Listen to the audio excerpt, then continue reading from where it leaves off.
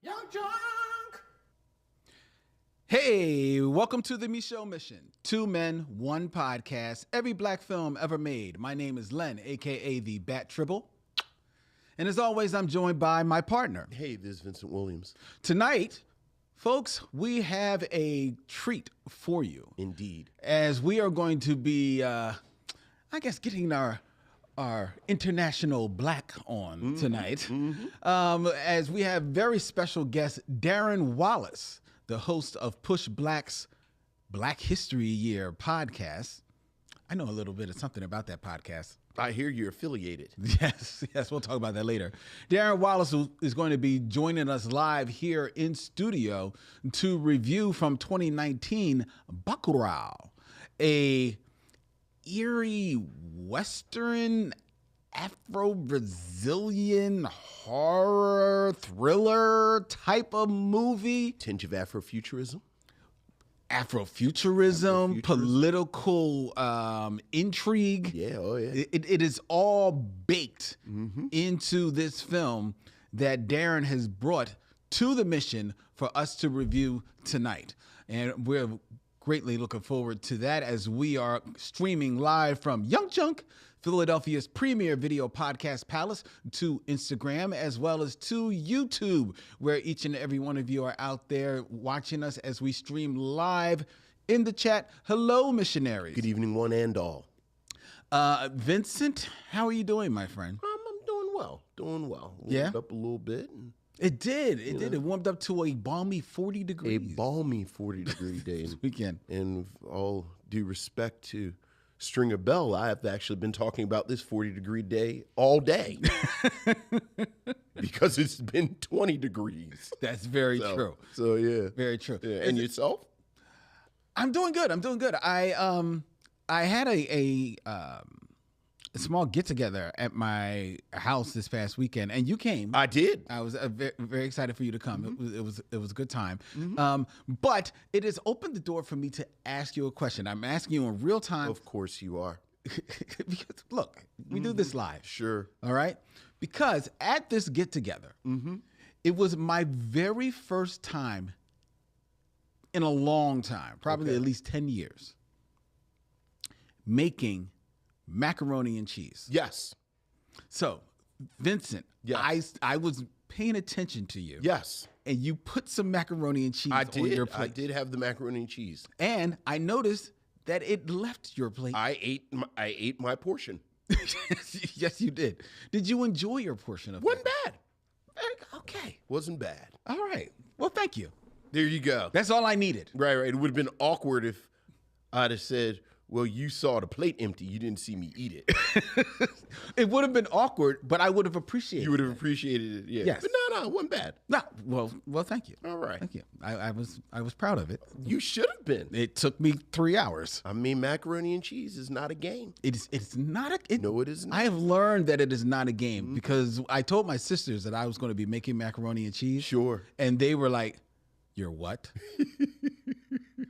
Is there a new macaroni and cheese cereal we don't know about?" I was like, no, I'm making macaroni and cheese. Ah, sisters.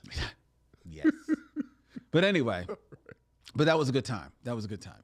And now we're going to have a good time with each and every one of you. That means your emails, or as we like to call them, Missives from the missionaries. So what else is going on, Lynn? we have emails, Vincent. Ooh, missives from the missionaries.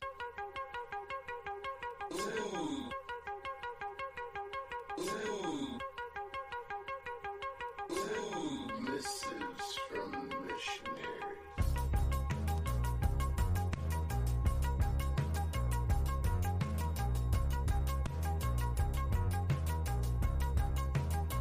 Vincent, we have an email from Corey Nicole. Hey, what's up, Corey?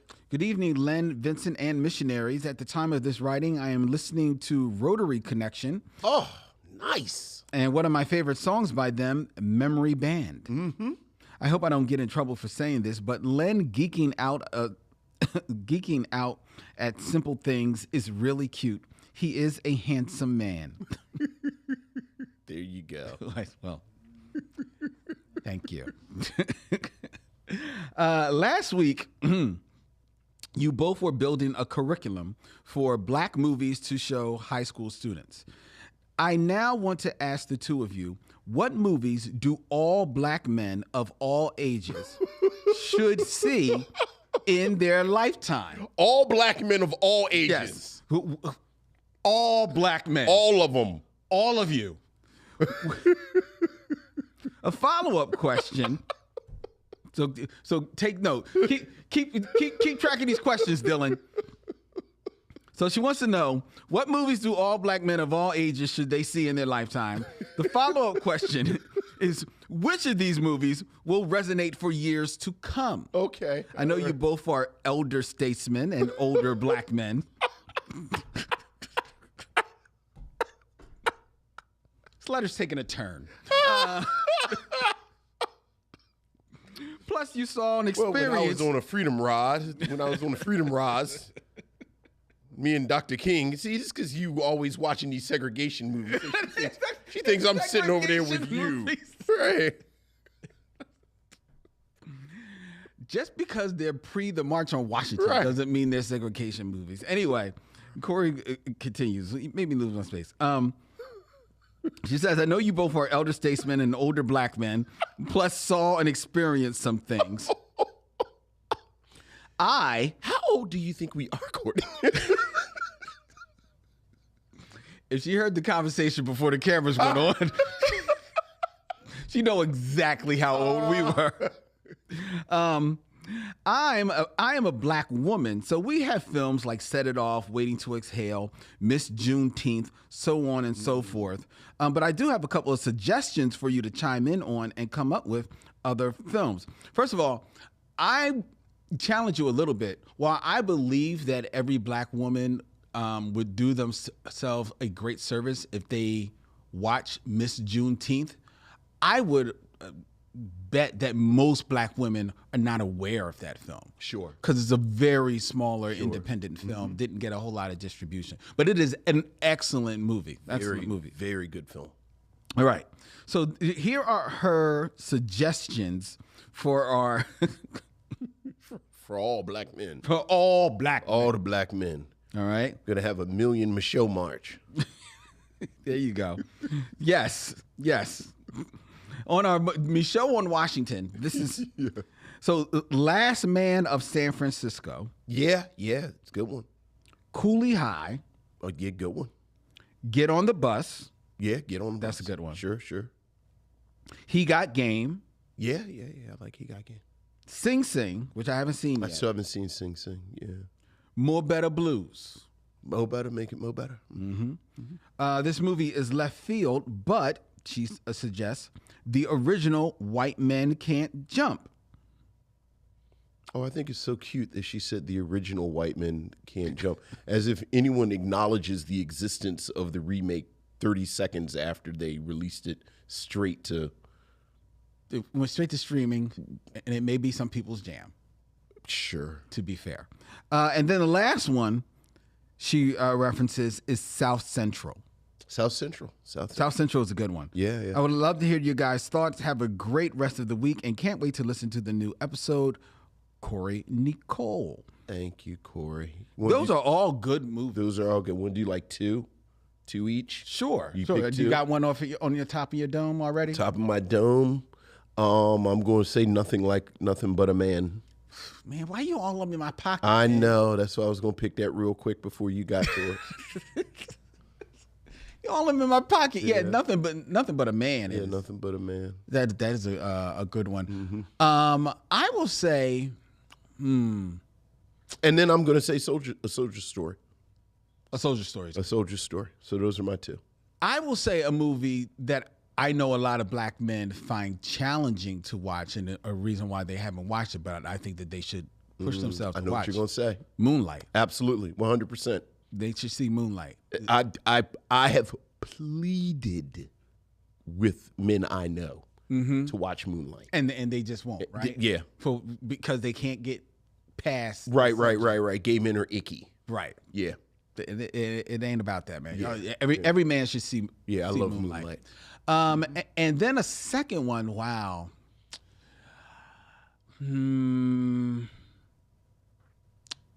A second one that all black men should see. Little Man with the Wayans brothers. You know, that's probably that. That's on my short list. On your short list. Oh, I see what you did there. I would say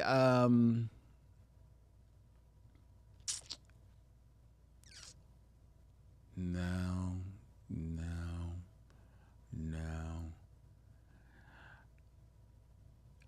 I'm going to go. I don't know. Wow.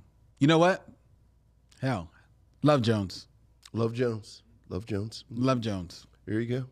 There you go. Those are good ones. There you go. So all the black men, every black man, y'all go and watch all of those movies. Right. We've named. We'll have to check when Darren comes onto the show, see if he has seen all of these. All of them, right. Because if he hasn't, he'll have to leave. Right, exactly. Or we'll talk about it at the meeting that we all have. Exactly. Mm-hmm. All right, but thank you, Corey Nicole, for your email. Thank you. We got another email, Vincent. This is from Michael Lockett. What's up, Michael? The subject matter is Miracle My Ass. Oh. What's up, my brothers? I hope the week has treated you both well. Before I get into any movie talk, my son, who listens and watches the show with me every once in a while, asked me to share this snippet of a conversation that we had. Okay. Son, Dad, these two act like you. Michael, well, they're a tad older, but yeah, we grew up black in the same time. Son, that one guy laughs like Dr. Hibbert. Vincent. Yeah. Michael, yeah, he do, but I'll take that all day, every day over the Eddie Murphy snort. Now, neither of us can watch The Simpsons without thinking about the Micheaux mission. Well, that's nice. I'll take that. That's nice. That's nice. And I think we are landing on that we are older than our audience. Apparently. Apparently. Like Vince, this was my first time watching Miracle at St. Anna. I am so glad I avoided this all these years. I think The Five Bloods is the only war movie Spike should have done. This outing was someone trying to be precious with the source material and not make a great movie. The A, B, and C stories are all muted and mushed together. Although the source material was good, I find it more compelling read the book Half American, the epic story of African Americans fighting World War II at home and abroad by Matthew Delmont. On my time travels, I'd roll with you two back to your critique of Cadillac Records. It's a fun movie. Mm-hmm. Well, all the way up until the moment it isn't. That's very true. That's true. Kind of like the previously mentioned Spike Lee joint, Cadillac Records was a dish that was over-seasoned. There were so many things in the pot that you can't get that one good flavor. I agree with my fellow missionary that there are basically no black female action heroes and stories for damn near a generation. We have some very powerful young actors like Amanda Stenberg, Yara Shahidi, and Sky Jackson, whom an action franchise could be built around. Those are all very strong choices. Mm-hmm. Finally, on defining the 90s with songs, I like your choices, but would replace them all, and then you didn't really like them. He had notes. I like your choices, but fuck your choices. I like your choices, but would replace them all with Return of the Mac by Mark Morrison, Real Love by Mary J. Blige, and Check the Rhyme by A Tribe Called Quest. If you two were going to pick 2 or 3 black films that define the 90s, what would those be? All the best, Michael. Fuck your choice. Anyway, I would say Boys in the Hood. That's 80s. Isn't that? Is it 80s? So if Do the Right Thing is I think 89. I think Dylan said 91. Oh, I think it's 91. Yeah, okay. yeah. I was going to say Friday. Yeah, but Friday is really a Boys in the Hood riff. Yeah, but Like you got to go to the source material. Okay. Yeah. All right. Well, I would say Friday. I would- Okay, I see they put it up there. Boys in the Hood Yeah, I is would say 91. Boys in the Hood and maybe Waiting to Exhale.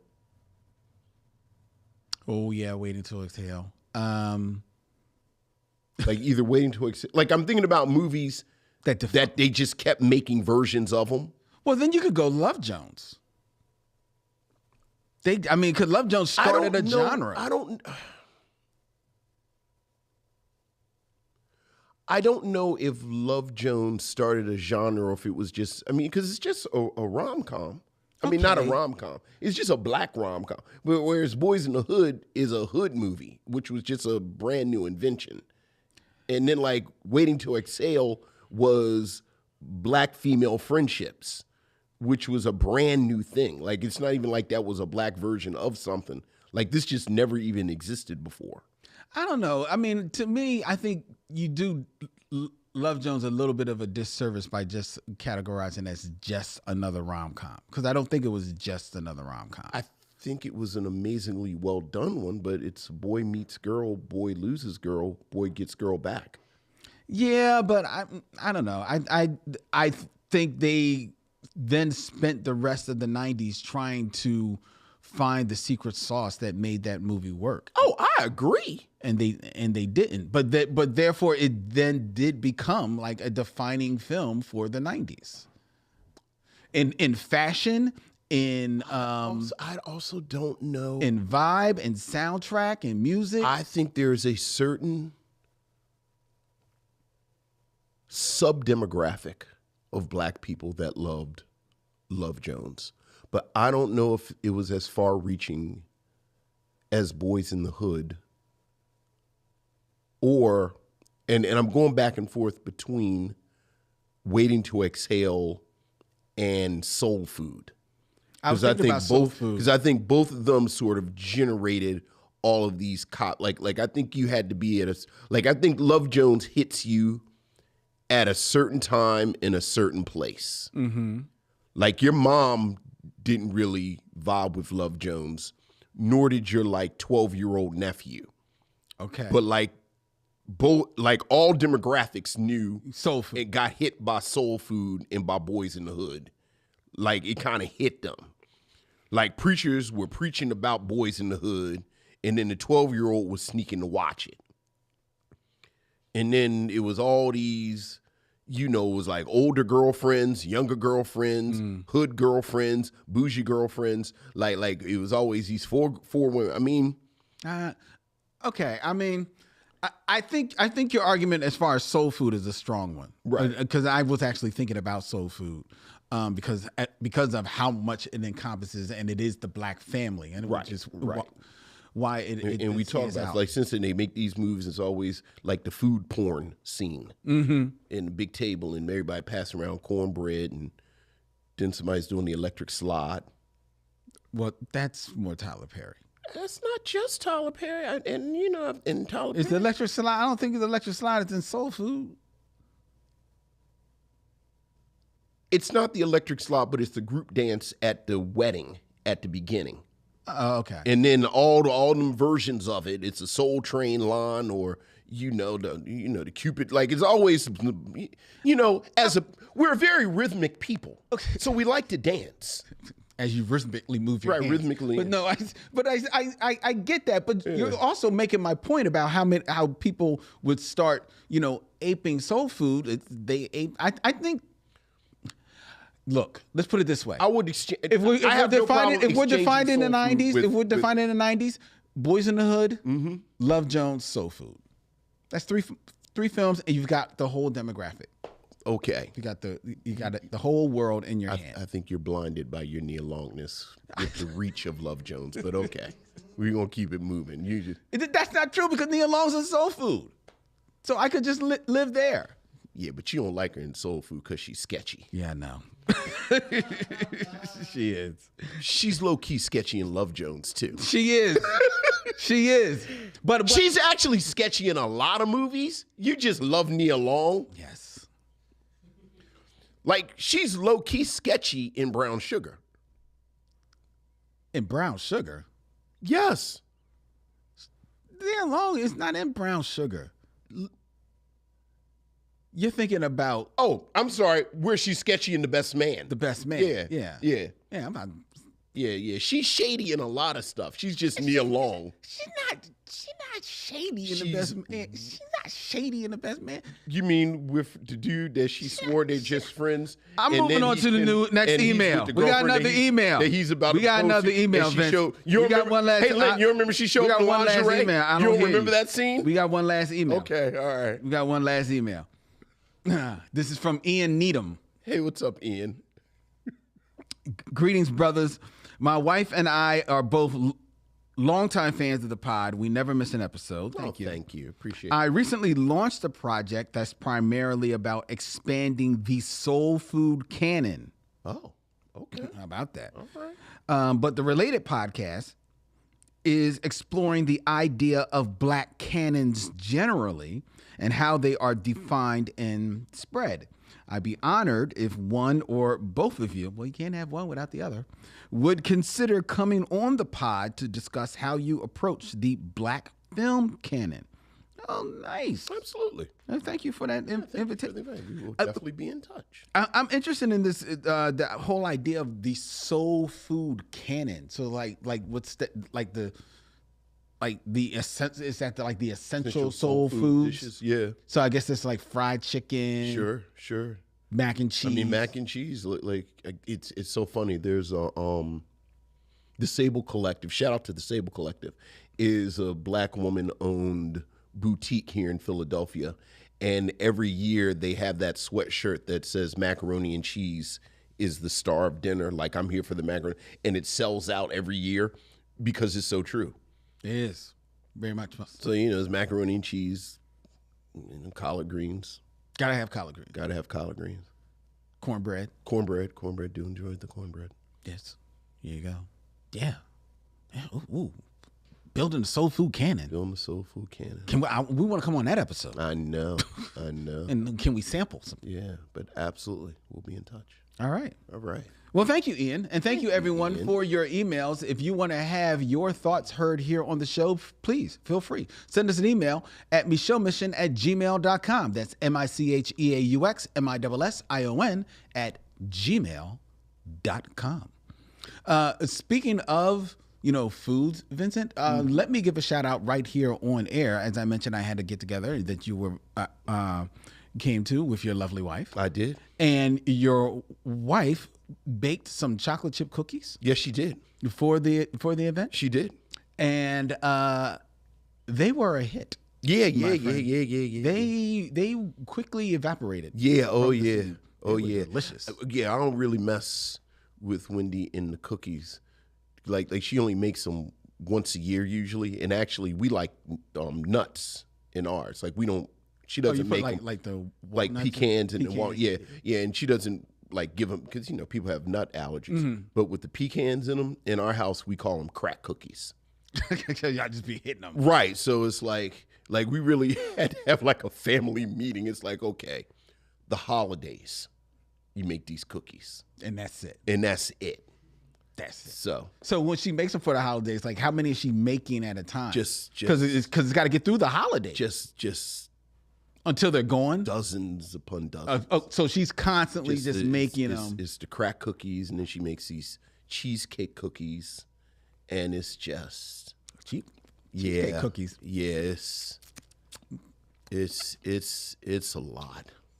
I'm drooling. I know.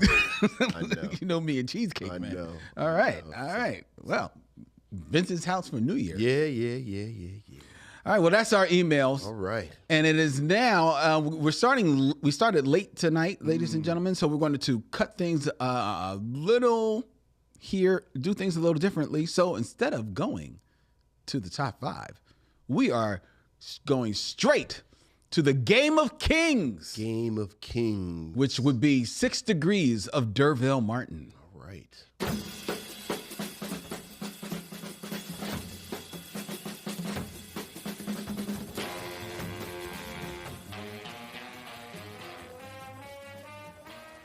6 Degrees of D'Urville Martin, where I have 2 actors. I present them to Vincent, and he has 6 films or less to connect each actor to D'Urville Martin. that sexy, suave, swinging soul brother of 70s blaxploitation films that you all know and love. It is. It is. Vincent, we're going to keep this in theme. Okay. All right. We are going to be reviewing with Darren Wallace Bacurau later tonight. That stars one Sonia Braga. Yes, it does. Sonia Braga Yes, it does. is the first actor that you have 6 movies Okay. or less All right. to connect And I thought I to might have her. Darren Martin. Right. The funny thing is, before I did the research, I would have spent 5 minutes going back and forth with you until you actually looked it up, connecting her to Predator 2. Because I oftentimes get her mixed up with Maria Conchita Alonso. But she was not in Predator 2. No, she was not. However, Darren Martin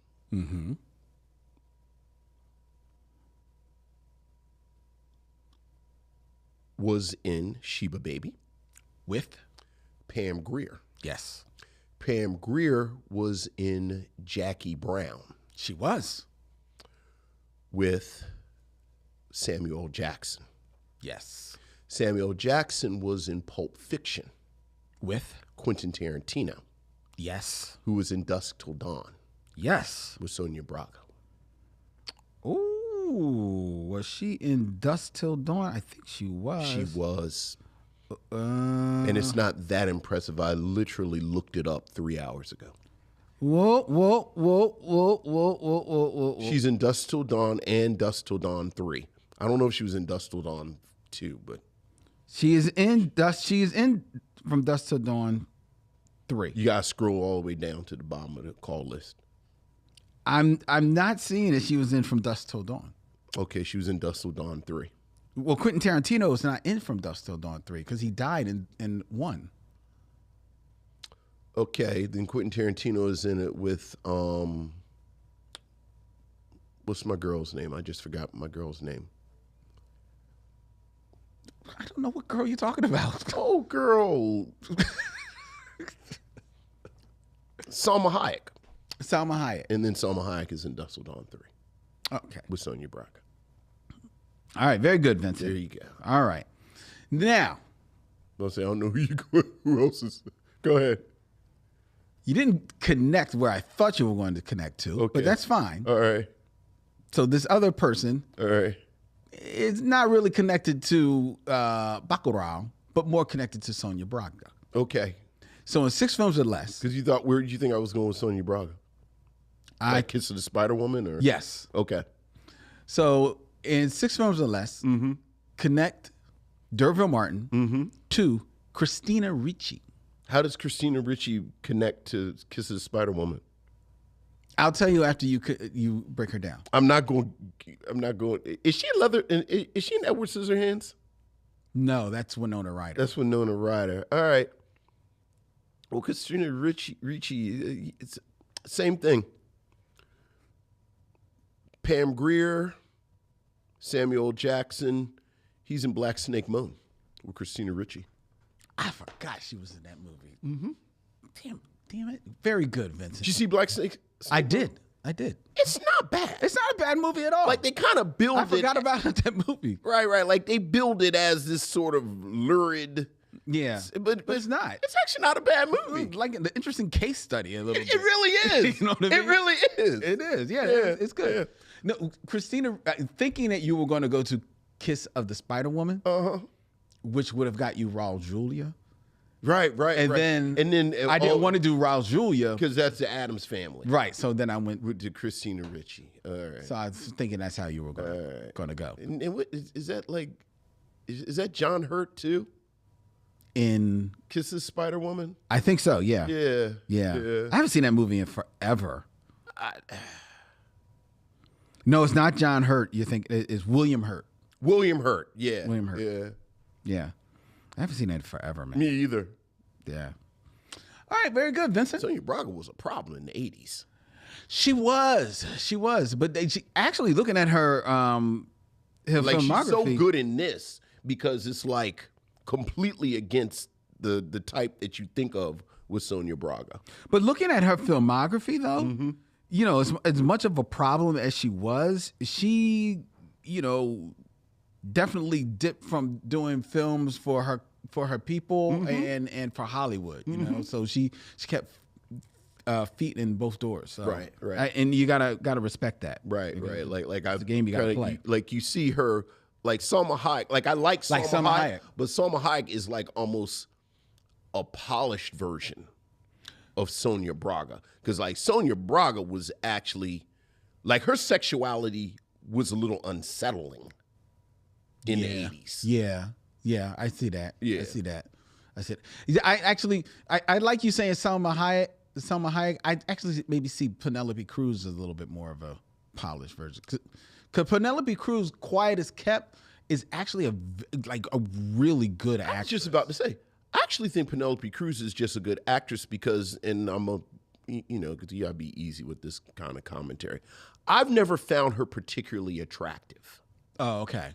So, okay. I know that was part of her deal, but I was just always, I don't really see that part. But I didn't mind because she's a really good actress. Okay. Whereas, again, Salma Hayek and Sonia Braga, like, they were a problem. Yes. Yeah, so. Yes. All right. What were they, Vincent? A problem. Okay. Like, distracting. I see. Remember Sonia Braga played Theo's teacher? Yes. Yeah, and then took her hair down. Yes. It's like, all right. But, all right, there you go. You finished being distracted? I am. Okay. All right. Well, with that, it is now time for us to go straight into our review with Darren Wallace of Push Black's Black History Year of Bacurau. I just like saying Bacurau. It's like a monster on Ultraman. I was going to say it makes me think of, what is it, Baccarat? Baccarat. Isn't that the casino game that, like, they're always playing in the casino, like, James Bond movies? Is that what it's called, Baccarat? Yeah, I know what it is. I might not be pronouncing it right. They put the dice on like a chute. And I don't really understand the rules. Me neither. I just know it's always dudes with tuxedos. I know. Standing It's around nice. Playing. Yes, I don't understand it either. And then, like, the dude, like, calls out words. Me neither. Tangerine, orange. It's like, oh, I guess that's good. We have to stop talking because Dylan has to take a break. Sure. All right, so that Darren can come in all right, and sit all right. down Okay. and just magically appear in the right, seat. right. You know, it's the power of podcasting live. All right. So we're going to take a pause so that he can put a picture up. Right. And then Darren can magically appear here on the screen. Perfect. Don't touch that dial.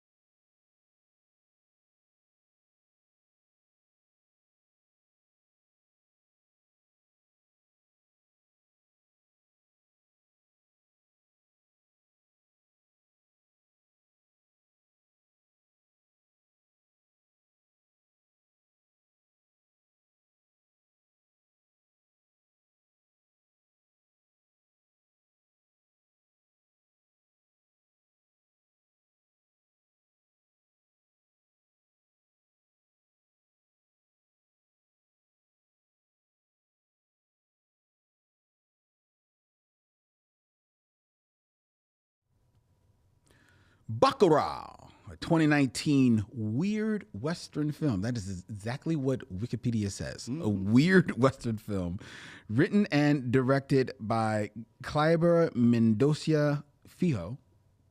Excuse me if I'm mispronouncing the name.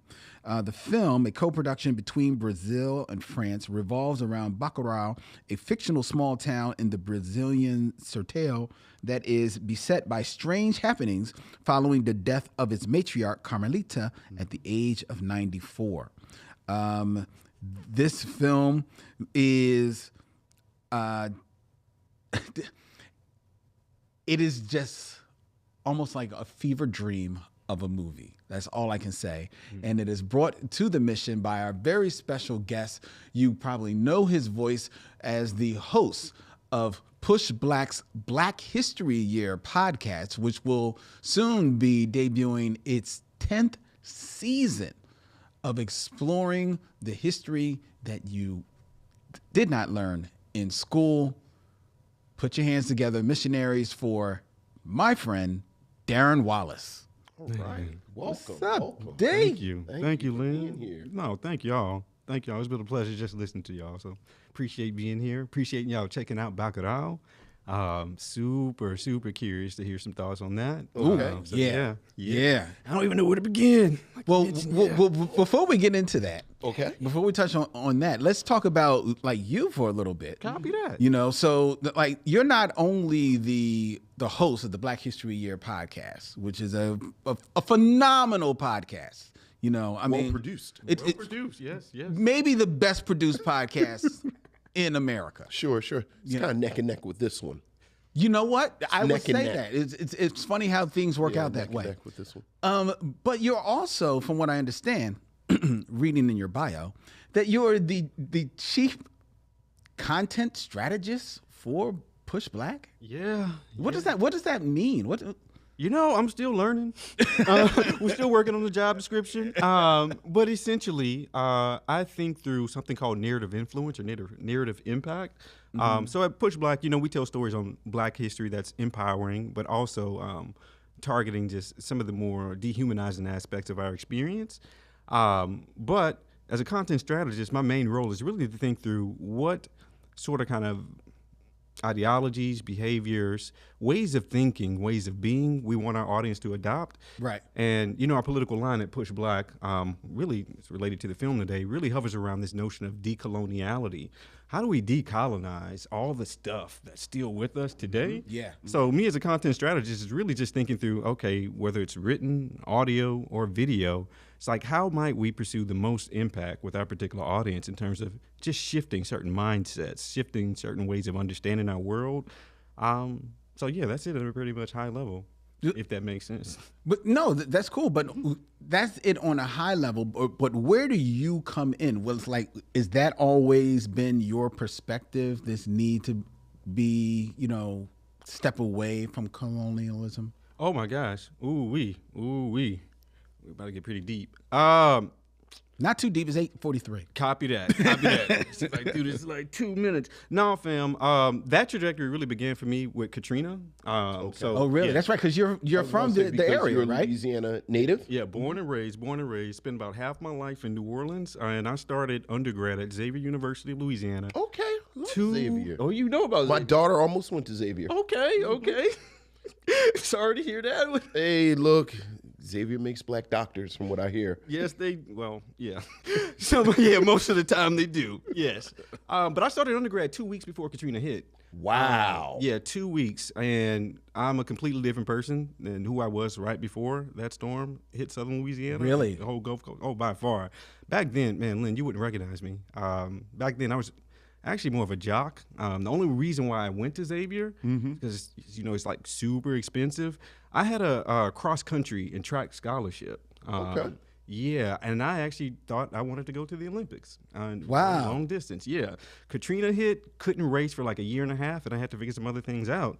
I was fortunate, though, because Xavier is very peculiar because it's the only HBCU that's also like historically Catholic in the Western Hemisphere. Like, that doesn't exist on this side too much. And at Xavier, they make everyone study something called liberation theology. And that's where some of the beginnings of some of the language, ways of thinking about colonialism, understanding how it still impacts us today, shapes us today on the infrastructural level, individual level, everything. That's where that journey began for me. Was there one thing that you studied, one particular like nugget that was like, was the light bulb in your head and you made you just say, ooh? Okay. I can't say it was one thing, but if I had to deduce it down to one thing, I would say Black liberation theology, because around that time, I wasn't that interested in theology whatsoever, certainly not religious. However, it was able to reframe just the Christian gospel to make it more in alignment with where myself and where Black communities were during that time, post-Katrina. Where I was able to understand Christianity as being a champion for the oppressed, downtrodden. And it got pretty radical too. Some of the things that we would read, it actually comes out of the context of the film that we kind of watch for today. There were priests who would endorse like insurrectionary violence, as a expression of Christ-like love. Exactly, yeah. And that's what really transformed me. I was like, oh my God, I never was able to kind of make those connections before. So that's where I would trace it back to. Okay. All right, cool. Well, we appreciate you coming, Absolutely. taking the time. And bringing this film. Thank you. Yeah. First of all, thank you for teaching me how to pronounce the film. I appreciate that because I was calling it background for a minute, and it's like that doesn't sound right. It's not even a D in the word. You went to the D. I put a G in there. you went to the Pulling letters out of a bag. I'm a Scrabble guy, but so with that being said, when were you first introduced to this film? Man, I did. It came out 2019. Yeah, it came out in 2019. I was not aware of it at all until 2022. So I'm also, for now, a PhD student at UC Santa Cruz studying film and digital media, and they have a brilliant cohort of students that they bring in from all around the world. One of my classmates she's from Morocco, Yasmin bin Abdullah, very much interested in decolonizing the archives. And she knew I was interested in like decolonizing just filmmaking practices, the way that we understand storytelling in the West. And she asked me like, hey, you ever seen Bacurau? I was like, no, what are you talking about? She's like, no, you should really check this out. I'm curious to see what you think about it. And I put it on one evening. It would have been February 2022. And oh my gosh. Let me just share this one little personal bit. Go ahead. No. Okay, so I don't know if y'all recall the music that opens the film. You remember that note? Okay. Fam, it was so serendipitous. When that film came on and that particular track played, right after I left Xavier and I moved to Chicago, I actually started a film collective called Kinfolk Collective. And you're actually familiar with one of the founders, Lynn. Me and him vibe very, very closely. And we really want to think of an audio signature for our collective. And we came across this one song. It was mixed together, part of like Mad Libs, long DJ mixes, things of that nature. Oh, yeah. And we're like, oh my God, what is this? And we fell in love with that song. So much so that the other founder of Kinfolk actually had that song played at his wedding, like an acoustic version of it. Wow. Deep. And that would have been like 2016, right? So this film comes on, first song that plays. I'm like, oh my God, what's going on? Let me sit up. What's going on here, And man, I can't recall too many film viewing experiences where my jaw just kept lowering, It's just like, and you read the little Wikipedia description, it's like, all right. It's nothing. No, bro. Nothing like it. No. Can you even write a description for a film like this? That does it justice?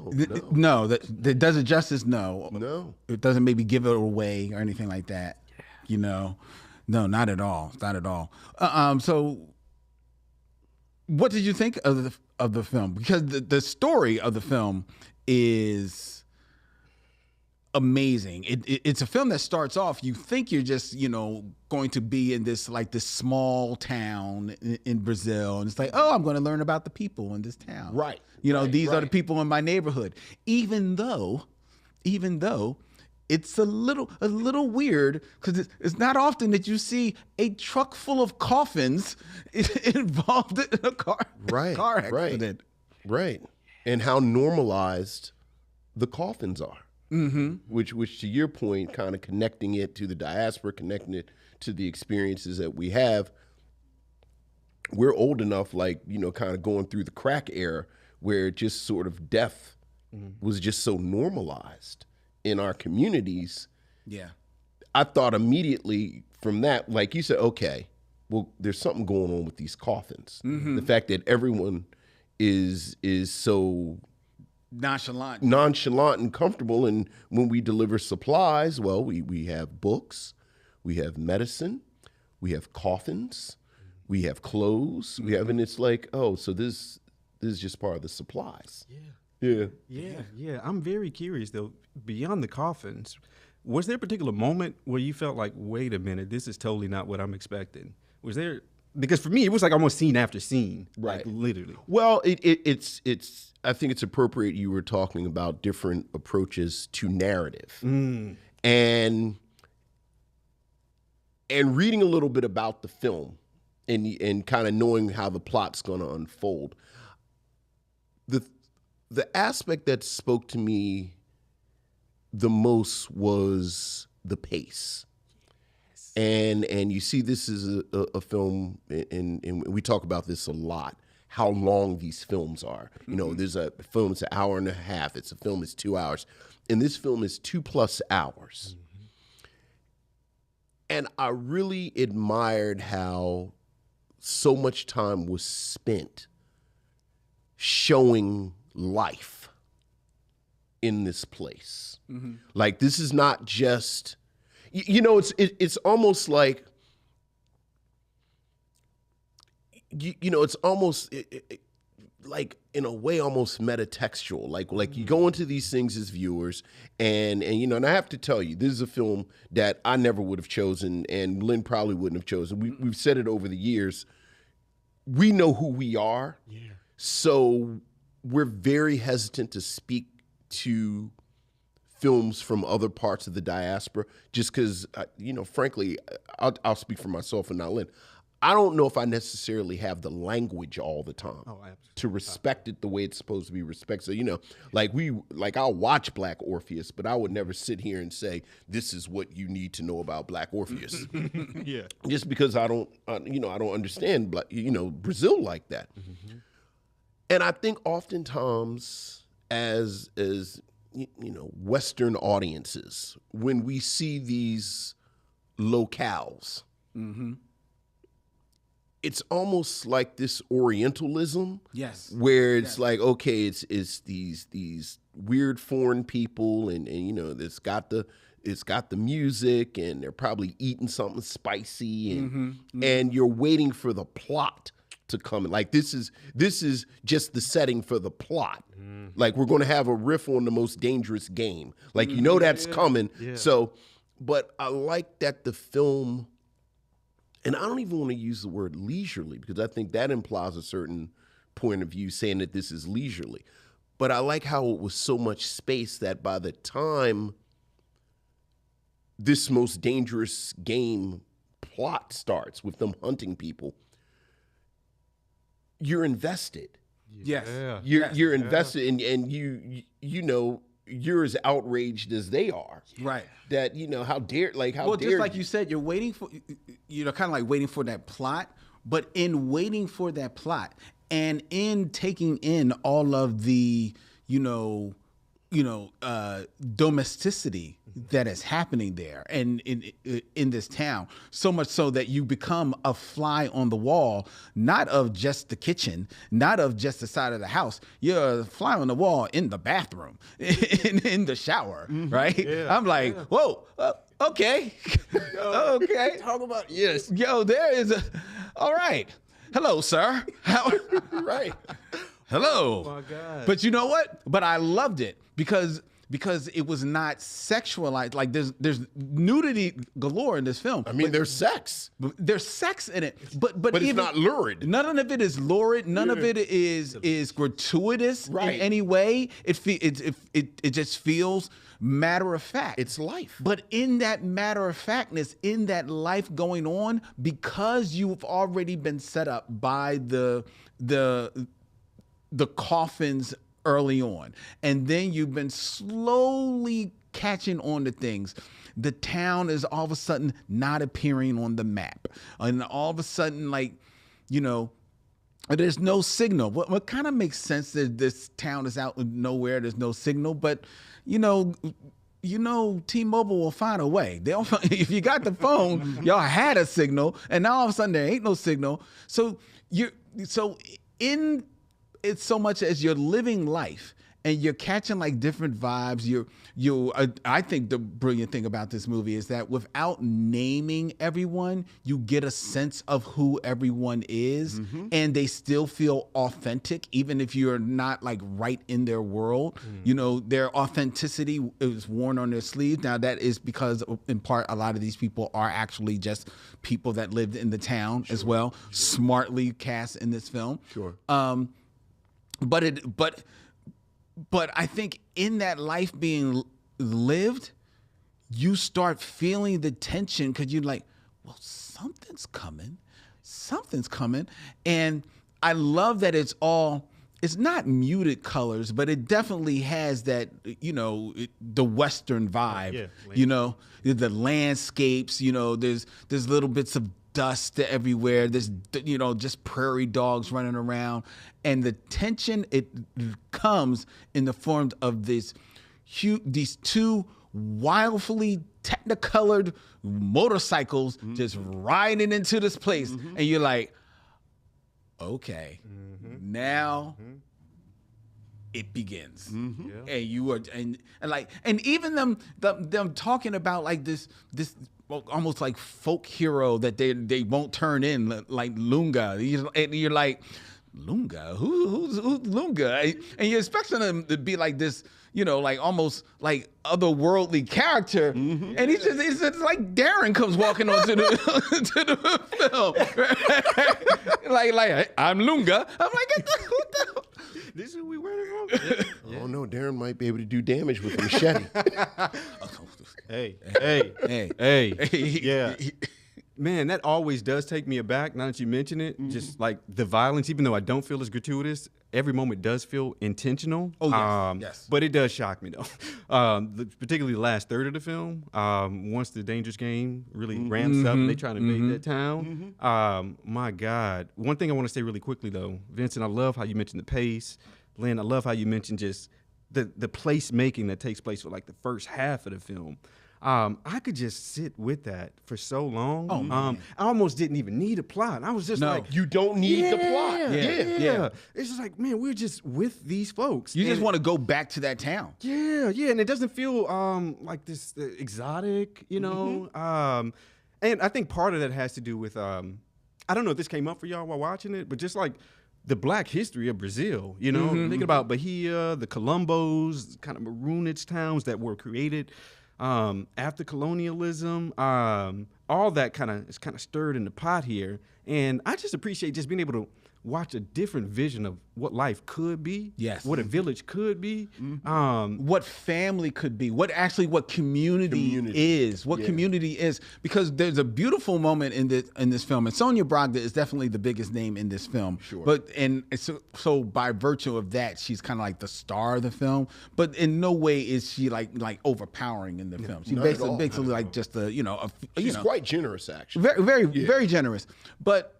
There's a scene where, you know, the matriarch Carmelita. The film opens with her funeral, which is this beautiful, just, you know, just people just there in her home, you know, because of what she meant to them. You know, they're sharing stories, they're sharing food, they're sharing love as she is sitting in the bed, you know, ready for her final, you know, walk with the town. And Sonia Bragda's character, Dominguez, I believe, or the Dr. Dominguez, she was friends with Carmelita, but for one reason or another, she's angry. She's upset. She's a little drunk, she admits, but she's angry, upset. And the film gives room for her to voice her anger, and everybody accepts it because they know where it's coming from.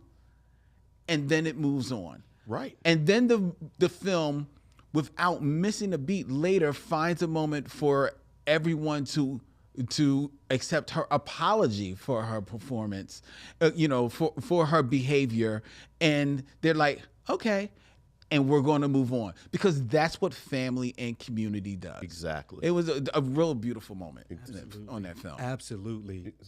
One piece I really, really want to lift up. I'm curious how this landed with y'all. And Vincent, thinking back to what you mentioned around pacing, the way in which this film navigates so many different genres, right? Absolutely. Yeah, I mean, you mentioned Afrofuturism earlier. Absolutely, a Western, bit of horror in there as well. Almost definitely. Yeah. Oh my God, one of the most horrific moments for me, and there are a few.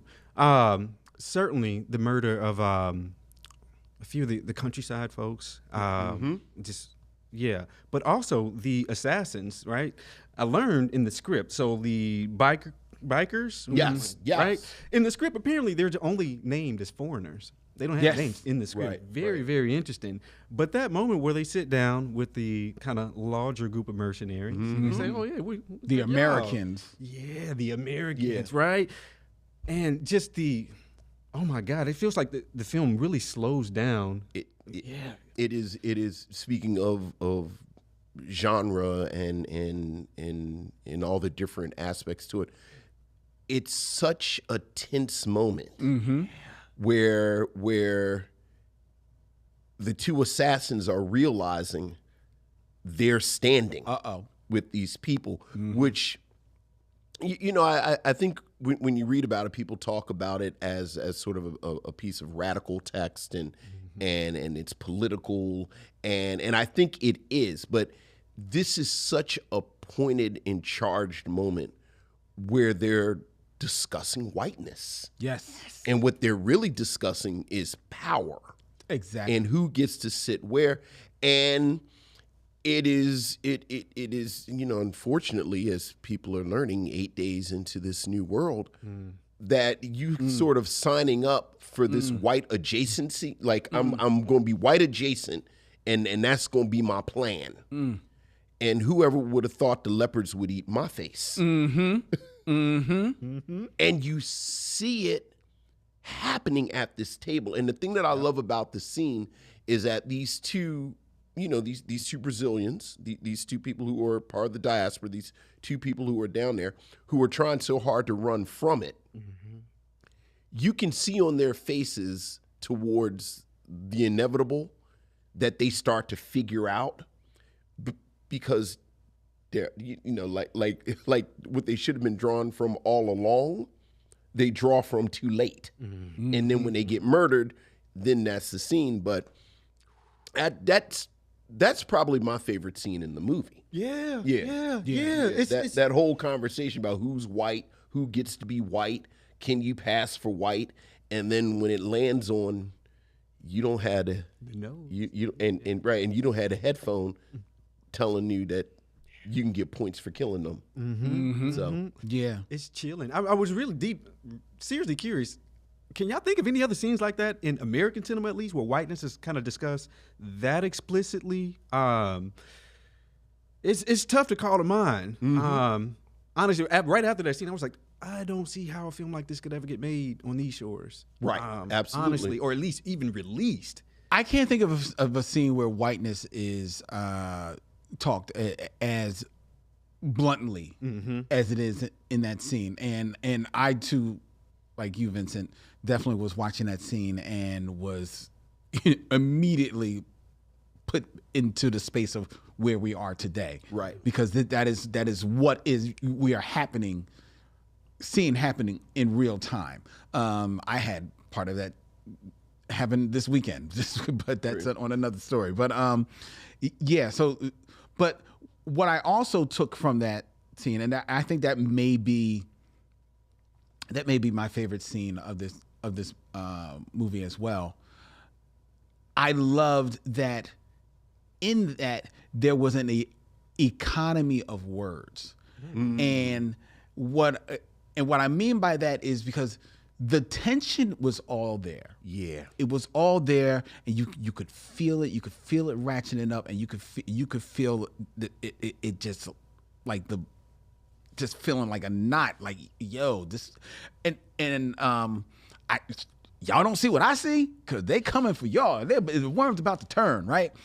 But as I'm watching that, I'm also thinking about the work of, keeping it in film, Quentin Tarantino. Absolutely. And I'm thinking of specifically his one of his more famous scenes from *Inglourious Bastards*, where the guy comes and sits at the guy's table while the Jews are underneath the floorboard, and that is a phenomenal scene.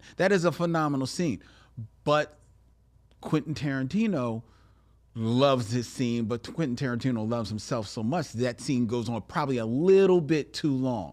And with this one, it was just right. It was just enough, and therefore the violence is all that much more visceral and coming out of the blue, and that harder hitting, especially because in that flurry of violence, it's like boom, boom, boom, boom, boom, and then right after that, you see exactly what power is when all those white people are laughing in that moment, Right. and they're just counting their points. Yeah. And I was like, oh, powerful moment. Woo. Yeah. I thought it was important how much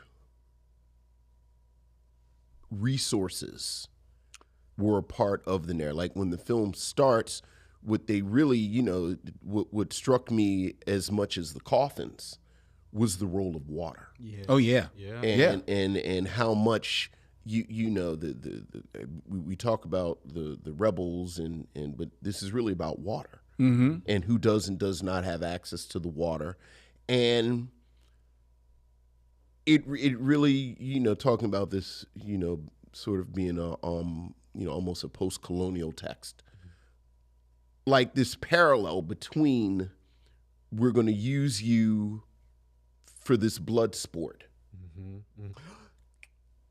This place we don't acknowledge enough that we can literally remove it from the map. And this is about resources. Like all of this tied up together. I just thought it was really, really smart to show the viewer that all of these things are connected. Absolutely.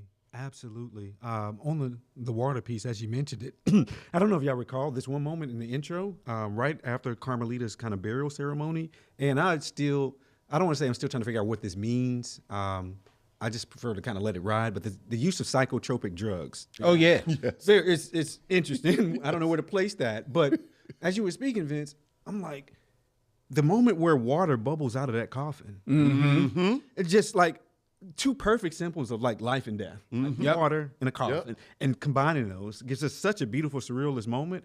Never explained, whatsoever. Just like, oh, okay, that just happened. All right, No. Yeah. But that's the beautiful part about this film. It can be at the same time grounded in the reality of the situation, but still has the space for more surreal, fanciful moments like that. Just the whole idea of like when the young girl comes back to the town, and old dude just pops the drug in her mouth, just like, hello, like this is what we do here. Right. I'm like, what are we doing? I was like, and that doesn't really get explained until like 2 hours later. When you see everybody's like popping their Popeyes, I'm like, yo, what's going on here, man? I'm like, and the whole time, like this mystery of the museum of the town, I'm waiting, and you watch so many of these stories, you watch so many American stories. I'm waiting for that. They're all ghosts. They're all, Like a third of the way down in my notes, I said, maybe they're ghosts. Maybe they're ghosts. Let's see. I'm just waiting. I'm waiting like you go to the museum. It's like, there she is. Right. She's on the picture. 1794. Right. I'm just waiting, and it's like, nope. I'm like, what the hell is going on here? But to your point about the water coming out of the coffin, it's the way we've been trained and Yes. brainwashed. Yes. Like, we have to figure everything out. Like, everything has to have an answer because otherwise it's not important. And you know what? I was curious, and I wasn't able to find this out, but I was curious because this film is from 2019, right? And I think so many of the storytellers, directors, creatives of the last, let's say the 21st century, since 2000, so many of them, I think, have been influenced by American movie making, American storytelling, but I think there's also a blend of more international storytelling. And the first one that came to my mind when I was watching this was manga, and how manga plays with time sometimes in real time, and just ask you, the reader or the watcher, whether or not if it's an anime, to, you know, stay with us. Trust the audience that they are going to catch the clues that we give you that allow you to follow the story, which allows you to be more imaginative in your storytelling, which allows you to be more daring in the stories that you want to tell. Right. Because at its heart, this story, it's pretty lean, you know. It's like you said, it's the deadliest plot starts, right. Mm-hmm. But the storytelling of it, the surrealistic aspects of it, the cinematography, it's a gorgeous movie. The way that it plays its tributes to even like Hitchcock in some of the scenes, especially with like the kids with the flashlights, you know. I mean, so good. It is so good, man. Like, but the way it plays with that, and plays with the way that there are not a whole lot of close-ups. There's some like long shots there. It really just had me in a manga state of mind as I was watching this, man. I really enjoyed that aspect of it. Absolutely. There were so many moments, especially the ones that are centered around like the actual village of Bacurau, where again, we're just seeing people live. I can't recall exactly when this beat occurred, but you know, the woman that comes back to town, and I believe her father, they're doing capoeira. Yeah. Yes. They're doing capoeira. I was like, all right, man, let's do this. Yes. Like, oh, okay, this is not. That was at the funeral. Yeah, at the funeral. It's not funeral. like they're doing this in order for someone to have a cathartic moment that then leads to this point. No, they're just living. That, and then coupled with, all right, this may be a bit of a stretch, but the use of the DJ, if we can call him a DJ, reminds me of almost like Spike's senior Love Daddy and Do the Right Thing, almost. Very much so. Yeah. The chorus. I was about to say he's a Greek chorus. It's a Greek chorus. Yeah. I definitely felt that. Actually, I actually felt his loss a little bit in the film. You know, like there were a couple of moments where I was kind of like looking for him to add a little bit, or like, you know, walk me through it a little. Well, the capoeira in particular, when you think about the history of capoeira, that's when I said as the viewer, oh yeah, this is where they messed up. Because they thought these are simple village folk, You know what, that's a but good they point. don't understand it's about to go down. You know what? I didn't even think about it from that. It's resistant. It's interesting you say that, because I saw the capoeira, and that's where I think for the most part, you know, because part of this dialogue is this a black film? I thought that's where I saw the blackness Absolutely. in there. 100%. But it did immediately take me to the documentary Rise that we saw about the you know, the crumping and stuff like that. And what in as I'm watching it, I'm like, okay, but yeah, because it's at a funeral, they're being a little bit more smoother with it and a little bit more solemn. But you're right, it actually is those same movements. This is a martial art. And it is the that same. we developed on a slave ship. Yeah, and these weren't young people doing this. Exactly. These were the elders. Which means that this is a part of this community. Exactly. Because if the elder can do it, that 20-year-old cat can really do it. Yeah. So I like that. And to an outsider, it looks like they're just dancing. It looks like they're just So you don't dancing in actually revelry, understand, especially right? because it's at the funeral. You're not really peeping it. You're also, you had the Greek chorus of the DJ. You also had, I called him Carlos Santana's father. Yeah, with the guitar. Rocking the cat. Back on the people. I was like, yo, this is ridiculous. Like, I love that. I loved it, man. I loved it. I do have to say, when you said the violence was striking, Yeah. Maybe it's just the mindset that I'm in lately. By the time they came in, these outsiders, it was so disrespectful. Oh my God. Yeah. It was almost sacrilegious. So I was like, I was with it. Yeah. Like, I was with it. And we talked about the scene at the table, which is my favorite scene. My favorite moment is at the end where they're cleaning up the museum and they're washing out the blood. And the sister who, because right, I've decided it is a black film. The sister who runs the museum, there's a handprint Bloody of handprint. blood on the wall from where they've killed one of them. And she says, no, leave that. Because now that's part of the museum. Yeah. Ooh, such a powerful moment.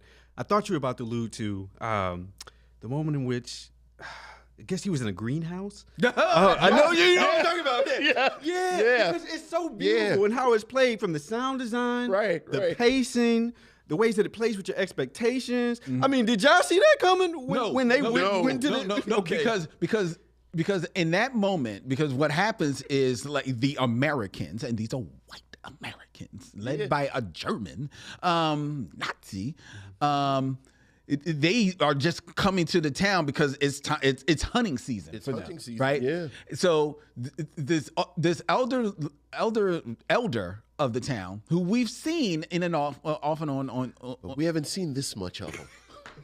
No, we didn't. Cause my man, he comes out, woohoo, old al fresco to water the plants.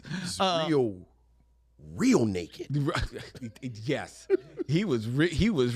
Hello, and he was proud, right? But in that, as he's walking around his greenhouse and he goes into his house and they're sneaking up on him.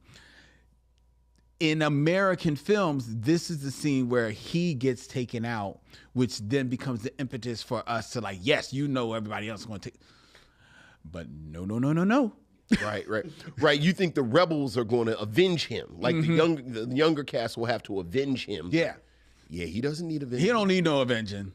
He don't need no event. He need a new door, but he don't need it because he blasts the door and somebody's face off. Yeah. His face is off. They hold on that too. Yes. A couple of times. Isn't that interesting? The way that they even just depict death versus, like, the indigenous, because Brazilian folk versus, like, the interlopers who are coming in. Very interesting. Well, you know what?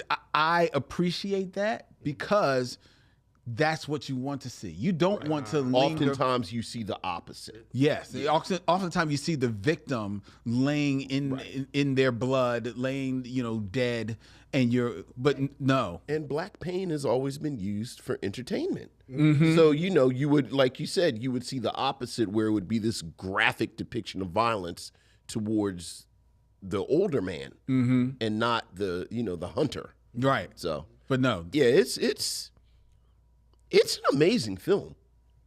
Yeah, it's an amazing film. Man, coming from y'all, man, that feels great. I'm glad I showed up, was able to provide something. Well, I was nervous that it may not, I want to say fit the criteria, but how might we understand this as a black film? And there are different entry points, but I was worried about that. Well, and that's a good point, because that leads us to the question: Is this a black film? You are the one that brought this to the mission. So why was this your selection as a, how do you consider it a black film? Brilliant question, fam. Even though I know this question always comes up, still not prepared for it. Well, one, as we mentioned earlier, the history, right? So, like, Brazil had more African folks imported than any other nation in the world, right? So we have a huge black presence there. Also, how we mentioned some of the kind of cultural flourishes like capoeira, some of the ways that they kind of navigate ritual, use of music, just kind of felt black. But the biggest thing for me, let me know if this is, I don't know. It's this notion of almost ontological or metaphysical blackness, political blackness. So yes, their blackness in their historical lineage, in their hue, but also the way in which they're positioned to like the larger society, the larger world. When I think about what blackness is, it's often positioned as otherwise or atavistic or this is not civilized. Here, we see them embracing that, using indigenous ways of thinking and being to kind of cohere community. And I can't put any other word on that other than black. It's like, okay, this models for me how blackness can transform space, cohere community. And yeah, I really do feel like every black person should watch it. Does that make sense? This notion of like political blackness? Yeah, absolutely. Absolutely makes sense. Yeah. How about you, Vincent? Along those same, everything you just said, I would maybe highlight the capoeira because I do think this theme of resistance runs through it, and I do think resistance is very black. I also thought that pointed commentary on race and specifically this kind of predatory whiteness in relation to race, like this sort of, you are here as people of color, as black people, for my entertainment, you know, for my blood sport, like I'm here to hunt you, and it's a moving target. Like I think one of the fascinating things about whiteness to me is just how unstable it is. Like, who gets to be white? How long have you been white? Like that whole conversation where the one character called him a Nazi, and he said, you know, well, I haven't been in Germany for 30 years and 40 years, and you have this back and forth. And then as we talked about with the two Brazilians who were apparently in a higher caste, like, you know, one was a judge and other, like they were, you know, so they thought that this was transferable, which again, not to be that point, I think people frankly come to America and think that their caste status where they come from is transferable. And then America's. Yeah. So just along those lines, and then in contrast to what I see, you know, as I always see this kind of instability with whiteness, where a lot of it is in contrast to blackness. So like I got to be in contrast to you. Like we said, that first hour where it's barely plot, like it's almost like a mood poem where you see the beauty of this place. Yeah, absolutely. I would absolutely, yeah. I absolutely, like, this is almost, like, I would play this with, I was thinking about Daughters of the Dust. Whoa. You know what? This would be a good double feature. You know, where, like, the plot isn't even the thing. Like, the plot's not important at all. It's this culture. It's the culture. It's the experience. Living in that space. Yeah, so, yeah, absolutely. Yeah. I think that's an apt, would be a beautiful, like, 1-2 double feature with there. And I side with everything that you both have said. So there's only one other place for me to go in regards to whether or not this is a black film, and I'm landing it on this. It's definitely a black film, and that is because of the very impressive penises that are on display in this film. So I learned many things about cast members in this film that I didn't know I was going to learn. It's 2 hours and 11 minutes later. I've learned some things. Yes. So there you go. Put that in your black movie canon. Bacurau. We can show it. Here's a deep cut, Lynn. We can show it a double feature with Welcome Home, Brother Charles. Have you ever seen Welcome Home, Brother Charles? No, I have not, man. I have not. Do you know of Welcome Home, Brother Charles? No. Tell me Jamal about it. Fanaka, penitentiary guy. The guy made Penitentiary. This was his maybe second film. Yes. Okay. It's about a man with a deadly penis. Deadly. Whoa. And deadly is the word. Okay. Deadly. That's going on the list. Yes. Watch it with a friend. So, Dylan, you need to see that too. Might learn something before it's done. All right. Darren, thank you so much, man. No, I mean, y'all. I guess we have to. Oh, we got a record. Speaking, We said it's the. we said it's a black film. Okay. It's a lot of black. Like Soul Plane is a black film. Oh, so you said. I didn't. Yeah. All three of us have just said that every black person should see this film. You still want to go through the exercise of would we recommend it? Have we learned nothing from this? Ritual is important. You know what? There are times when you want to speed it up, and then there's times where you're like, ritual is. But you got to go through. Go ahead. Darren, would you recommend that people see Bacurau? Yeah, absolutely. I would have it playing in Times Square. I would have it everywhere. Oh my God. Like for real, man. I feel like you can't watch it enough. Yeah. Absolutely, man. Oh my God. I can just see this on Times Square. It's the Christmas tree. What how about you, Vincent? I would absolutely. I think it is a film that I can already tell will reward second and third watches. Oh, most definitely. And I think you have to give yourself to it. Like I do think you have to settle in and give yourself to it because it's not bang, bang, bang. No. You know, plot. It really is an experience, but I think it's an experience worth having. Most certainly. 3 for 3, you should see Bacurau. Check it out. It's a great film. It is. I'm curious, Darren, before we get out of here, because I know you're a bit of a film scholar of your own. So as you heard, you were off listening on the side. Yeah. We have been tasked with building like a black film canon or a film that every black man should see, Regardless of age. If there's anything, I think when you came on, when before the cameras came back on, you had mentioned The Wood. Mm-hmm. Absolutely. Why The Wood? Well, when I think about at least in America, films that center black men, they can oscillate between like tragedy, gratuitous violence, and something that feels almost like a soul plane, something that's easily dismissed or overly comical. Rarely is it grounded, and specifically, rarely is it grounded in I won't say a coming of age experience, but no, for me, The Wood was really like a watershed moment for my generation. Because, we got our Boys in the Hood. Actually, that whole slew of early 90s, like, hood films, a lot of people felt like, all right, that's, like, where black men or black boys can see themselves.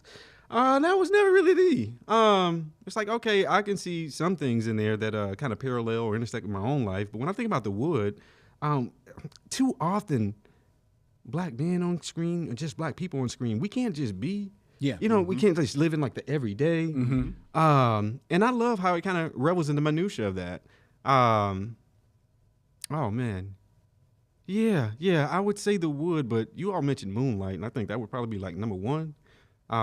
Just because the vulnerability Exactly. that happens there. People want to get caught up in like perceived sexuality of it, but it's like, no, being able to see us vulnerable, and because it's not intergenerational, but we follow them from like young to older and whatnot. I think that trajectory is really important to see, and that's something that happens in The Wood as well. And there's like some, I don't want to say some rip-offs of it, but like There's been some rip-offs. Yeah, what was it? The Brothers, y'all remember that? Yeah. I do. Yeah. That's not one I would recommend for like every black man. But The Wood is like light. And I feel like we need more of that, to be honest with you. Another movie that just came to my mind, we reviewed it. We actually did a screening of it a couple of years ago. The Outside Story with Brian Tyree Henry. Yeah. That is a really It is. good film. it is it basically is the guy gets locked out of his house. That's really the crux of the film. But he got locked out of his house at the same time while he's dealing with the breakup of his relationship. Oh, wow. And it is it's light, but it is funny. It's drop dead funny, but it's very introspective on manhood, black manhood, and especially in the Brian Tyree Henry, who at the time of making this is Paperboy in Atlanta. So most people know him in a wholly different speed, and this is something totally left of it. His eyes, man. Just as an actor, his presence. Oh, I'm gonna make no that joke. out tonight. No joke. Oh yeah, you'll like that. Love it. All right. Well, Fresh Ron Covington in the chat shouts out Fresh. Fresh is a good one. We do love that. We do. There's tons. I guess we have to come up with a list. And I guess we have to review all of them. You know what? If only we had a podcast where we were reviewing every black film ever made. But we do. But Darren, I know you're about to start season 10 of Black History Year. Mm-hmm. Yeah? What's it going to be about this year? What's it going to be about? It's going to be about legacy. Specifically how continued elements of our troublesome past still haunts us today, but also what we've been able to develop in navigating those challenges, how that still gifts us today as well. Mm-hmm. So whether we're thinking it through particularly the arts and entertainment angle or, evergreen mass incarceration, really tracing the colonial origins and thinking through how does this manifest to us today. So not just reveling in like all the terrible shit that's happened to black people, but also thinking through like what have our ancestors gifted us, where that legacy is carried on today through our actions. That's very broad. We're still thinking of like very specific episode topics, but we're gonna get to everything from like the black family and doing genealogies there and thinking about legacies within the black family, to again thinking about relationship between the death penalty and how that still haunts us today. So yeah, we covered a pretty wide range. Yeah. Love it. I should ask you, producer, what are we gonna do for season 10? I don't know. I'm on the Micheaux mission.